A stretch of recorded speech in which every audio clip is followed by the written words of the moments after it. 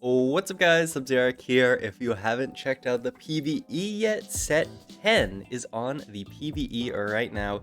So I'm gonna hop into my first VOD review of set 10. This is gonna be my gameplay because, I mean, who else am I really gonna... I guess I could find someone else's VOD to review, but I'm gonna do this. Also, if you'll notice, I'm like swapped. This time I'm on that side and this side because I forgot to swap my face cam last time and I thought, fine, I'll leave my face cam here so you can get my reaction to the actual game.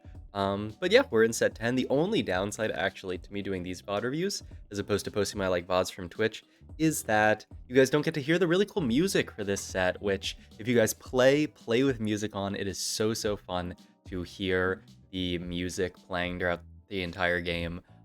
So, you know, if you go check my stream and watch the games live there, then you can hear the music. But yeah, if you guys aren't in the know about what's going on with set 10, you can see in my shop right here, this Evelyn is it's basically a chosen Evelyn, which is a mechanic in a previous set 4, I believe. Yeah, I didn't really play set 4, but it's set 4's set mechanic where you get a 2-starred version of a unit in your shop, and it also gets +1 to one of its traits. In this set, the chosen units also get a small bonus, so, you know, for like Vi's chosen, she gets some like extra HP or something like that. So I have a pretty interesting start. I ended up with a bunch of punks, actually. This pair of punks when I found this Twitch pair, as well as this Vi pair. It's 2 pairs of punks. If you guys aren't familiar with punks, I just hovered over there for like half a second. What punk does, it's the reroll comp of this set. So you can see here my reroll button is highlighted, and it only costs 1 this round. When I spend 1 gold on reroll, it's going to permanently buff all future punks by 3% of the punk value AD and 3% of the punk value's HP. So like whatever base punk at like 4 punk or something gives you like 400 HP or something like that, that's going to increase by 3% when I spend this gold, and then every gold after that makes it increase by 1 more percent. Kind of confusing, but basically all the gold that you spend across the entire game gets tallied up, and that buffs the benefit that you get from punk. So I see the fact that I have this Twitch 2 this early, and I decided I was going to pause there to show you guys punk, but you know, it's too hard. I explained it decently. But yeah, I see the fact that I have this Twitch 2 this early, and I say, okay, you know what, I'm just going to play a punk game, and then I get chosen punk Vi, which is really nice, going to accelerate my ability to find Vi 3, and then I can just really quickly find like a Vi 3 and a Twitch 3. There are multiple ways you can play around punk. There are 4 punks in total. There is Vi, Twitch, Jinx, and Pantheon is the other one you can see, and you can see me hovering punk there. So if you want to see what it says, then just go back. But I explained it pretty well, Copium. But when you're playing punk, I feel like it makes a lot of sense to play it from this punk chosen situation where you actually get to just cut 1 punk.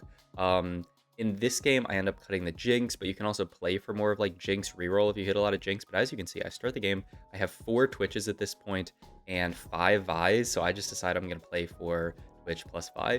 And then I get 2 more Vi's in this shop, so I say, okay, you know, I have to play for Vi 3, of course. You do want to use your free punk, or not free, but 1 gold punk reroll every single time, because like I said, it benefits plus 3% for these bonuses. So 180 and 18% of my current flat bonuses, those are increased by 3%. So now you can see I'm up to 196 and 19% as my punk bonuses right now, because they're increased by 9%. So it's a pretty cool trait that sort of like infinitely scales throughout the entire game. As you spend more gold, your punks get stronger. You can always just dump a lot of gold into re-rolling and trying to find and trying to increase your numbers, because every single time you reroll, you get 1%, which, you know, 1% of 400 HP, or I think that was like 200 HP, is like 2 HP.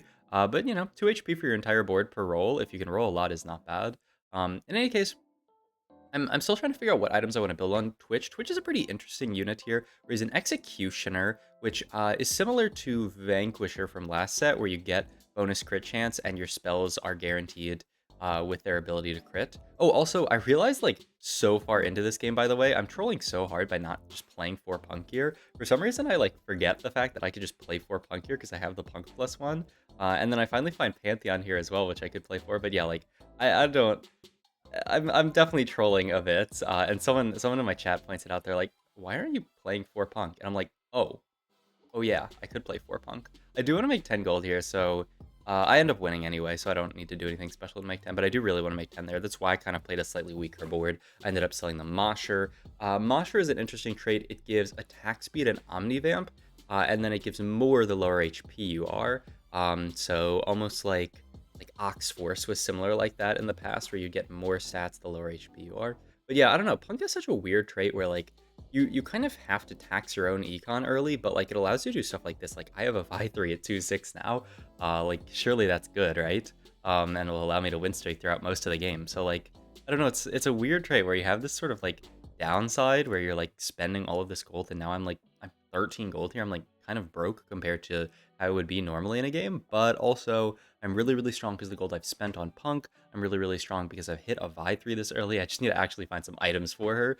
The fact of the matter is I only have 2 offensive items built. Those are all of my components so far, which is kind of annoying, but we'll get there eventually for sure. I think I can speed up this VOD a little bit as well. I mean, there's a good amount of talking, but yeah, clunk it up to faster. The reroll does also occur on minion rounds, so you'll see I'll roll here. I don't actually hit anything good, but that's fine. I do decide to hold on to this Gnar for potential like 4 Mosher on level up, which is an idea, though like really 4 Mosher is pretty useless. Like the stats that it gives are not amazing. I do end up finding this Urgot here, which I think is really interesting because I'm like, okay, wait, I could actually play towards Country this game as well. And Country, if you're not familiar yet, if you haven't played on the PB, it's pretty interesting. I also, of course, decide to level here, get in my Country Executioner, who is Samira. Executioner, like I said, it's like Vanquisher. It gives your unit the ability to crit, and then it gives you increased crit chance the lower your target is. So it's just like another one of those your units can crit type traits. But yeah, so Country is another really, really cool trait. I can't wait to play around this more. Country is the summoner trait of this set. Country summons up a unit. I'll get into that in a second, but let's talk about Augment here. So I have LDP. I think Gifts from the Fallen LDP is really, really solid, but I see the fact that I have Punk here and I could play for a golden ticket, which I thought at this point that, that would be an amazing synergy, right? I'm going to get all these free rerolls, and then I'm going to spend them on Punk, and that's going to just chunk up. It's going to increase the combat stats I get by an insane amount. Sadly, I will find out later in this game that Punk says the gold that you spend is what actually gives you the Punk stats. So I don't actually get anything out of Golden Ticket here. I mean, I get the ability to hit 3 stars kind of easily. Like, there is some synergy there, but it's not the synergy that I'd hoped, which would be, like, super, super broken, where you get free gold to spend towards Punk, which would be kind of insane. So I guess, like, fair enough. I guess I can't have that. I do have Country in at this point. It's almost like for people who played, I think that was set 5, Abomination, where when your team gets low HP, you can see I had that Hecarim on the side of the board there. Yeah, you can see this Hecarim here. When your team gets low, this Hecarim is going to be summoned to the board, and Hecarim is just another unit that's on your board. It also buffs up your team when it casts, and also just, helicopter with the Hecarim Q. So pretty sick. I'm so hyped that there's another summoner trait in this set, because I love, love, love summoner traits in TFT. I just feel like they're so fun to play around, just because like summon big unit is fun. At this point, I'm thinking of like IE potentially here, but I can't get that, so I'm just gonna go for Cloak and look for a Vi item, because I don't have any Vi items yet. It's actually like pretty awkward. I have this Vi3, but she's just sitting here with 0 items, but I wasn't really, like, I don't know, there's nothing I could get here. I have this reroll here, so this is like the sort of synergy, but almost not synergy with Golden Ticket, where you use your free rerolls, right? To reroll, but you always have to spend at least 1 gold with Punk to get that Punk bonus, the 3% that I was talking about. So it's kind of interesting. I mean, it's sort of nice because like you're always incentivized to roll at least once with Punk, which increases your chance of proccing Golden Ticket. So it's like, it's not the worst thing in the world, but it's also not the best thing in the world. Like, I always want to roll here, and there's a chance this reroll will give me a free shop refresh, so yeah. Also see Chosen Pantheon here, which is kind of cool, but I don't really want to sell my Vi3. That's the thing, you can only have 1 Chosen, or they're called headliners in this set. You can only have 1 headliner at a time, so if I wanted to get this headliner Pantheon too, I would have to sell Vi, and like maybe I could just say that, okay, I'll play for Pantheon 3 instead of Vi 3. Like, I don't know, maybe that's an idea. I would just have to downgrade my board pretty significantly right now. So that's the really, really cool thing about this Chosen mechanic. I like, if people are curious about my thoughts on this set so far, I was blown away just by playing a few games yesterday. The amount of flexibility that Headliner as a set mechanic encourages is insane. Like, the TFT, like the skill expression of TFT is going to go from like, here, like set 9.5, where you just pick your comp at the beginning of the game and you just stick with it forever. And then like this is going to be like the flexibility, like how important being flexible and like the skill expression of TFT is going to be after um when the when the set is out, because like, oh my god, it's actually insane. I do end up getting Thresh in here, who's a country and a guardian, I believe, which is perfect because I'm playing around Pantheon anyway, who's a guardian. I end up making Gargoyle onto Vi here. It's a ton of stats, which is kind of nice. I'd really like to be able to make Declaw in this lobby. The problem is just that there's like very little AP in the lobby, so like I don't really want to build Declaw here. Good for something looks awful. I don't know why you would ever take this late game like this. I do see Inspiring Epitaph here, which is pretty cool. When a unit dies, the nearest ally gains 40% max HP shield and 10% attack speed. I see Leech as well, which is like, I don't really care about that. Portable Forge could be interesting. So I actually like wasn't sure after I made this pick. So let's go back and look at this. Submit to the Pit is my other option. So for each adjacent enemy's Machers, gain 3 armor, 3 MR, 3 AD, 3 AP, and 3% attack speed. And of course, the armor, MR, AD, and AP would share with LDP. Like Vi, if she gets targeted by a bunch of units, would share that, but it's really like 1 per, right? Because LDP is like under, it's like 30% or 20% or something like that. So I'm really getting like 1 per, max I would get like 6 AD and AP here. Like, it doesn't seem that insane. Onto this unit, and then, like, they would share. I thought Inspiring Epitaph seemed pretty good because we're already getting so much extra HP with Punk that a 40% max HP shield and the stacking attack speed, the attack speed synergizing with the AD from Punk seem really good. I think, in hindsight, I still agree with taking this augment instead of Submit to the Pit. Submit to the Pit looked a little not that strong, just looking at it again. Like, the number of stats that you gain doesn't look that insane, especially because it's only on your Moshers, right? It's not like I get that onto everyone else. Whereas Inspiring Epitaph is going to buff my entire team. But curious to see what you guys think. These are 2 new augments. There's a lot of new gold augments, but as you can see this game, with the augments that I already took, LDP and Golden Ticket, there's a lot of returning augments, which is really nice, going to make the game a lot easier to balance. I do think, like, balance, like, maybe I don't want to get too ahead of myself and be like too much on the hopium. But I kind of think, okay, I'm switching to Stream Beats Ambient because there's too much in the other one, whereas Ambient is just so nice and flowy. I wish I could give you guys the audio of these games, but like it's gonna have my audio from the stream in it as well, which is the issue. I can't, like, I mean, maybe there's a way to record just the stream audio, but it's kind of difficult. I find this guy's board two's, by the way, insanely strong. Like, they have a Yorick and an Alawi who are both 5 costs and an Ari. Like, I don't know what even happened, like how this guy got so strong here. Like, I think they just went fast 8 and rolled it, which is also way easier. Going fast 8 in this set is like way easier to do, which is really cool. Because I love fast 8 type of playstyle, so very hyped for that.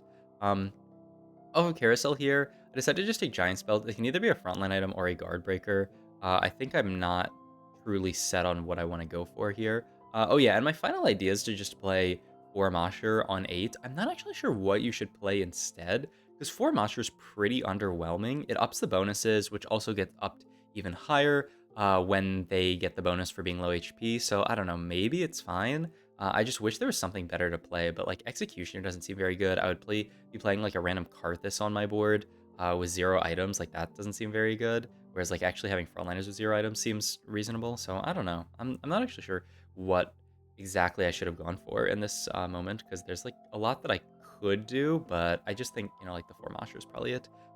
As you can see here, I finally moved this Vi down. I kept having this issue in these fights where with this this augment that I took, my Vi was just the first one to target and the first one to die, so I was getting very low augment value. So I opt to just move my Vi back a little bit, and now you can see frontline dies, and then they end up shielding the Vi, giving her extra attack speed, which is what I want here. As you can see, this Vi got a ton of shields, a ton of attack speed, and the fight actually ends up being won by me here, which is really cool. So I think that's like absolutely the way to go about it. This set, I just feel like, or not this set, but with this augment, it just makes a lot of sense. I get a bunch of free rerolls here, and like I said, I have to use them, and all of a sudden I have 7 Jaxes. So I say, you know what, I guess I can play for random Jax 3, I'm not really sure about this because I have no items for this Jax whatsoever. So it's gonna be kind of tough for me to actually make use of the Jax. I want Vi items in this position here. I do end up having to make Guardbreaker here. I end up going for Gargoyle Titans here, which I'm still not 100% sure on. I don't know. I think Titans makes a decent amount of sense with Vi. Like she's gonna get low stack up. Um, this Titans, and then she's gonna get the Omni Vamp from Mosher and potentially heal back up and, you know, become really, really strong late game. Also, all the Titans stats are going to go onto the Twitch as well, which is really nice. I don't know. I'm still not 100% sure what the best items to be built there. I kind of like Gargoyle Titans after looking at it again, just because I really don't need Declaw. I don't need that whatsoever. So, like, I think this actually makes, you know, decent sense. I'm just so close to hitting here that I end. I'm also one off of both 2-star 4 costs that I decide to roll here. I end up finally hitting Thresh here, which is a really, really nice, just, you know, 2-star frontliner CC. He uses kind of like, it's not really his box, but it's kind of like similar vibes to his box where he like CCs the units around him.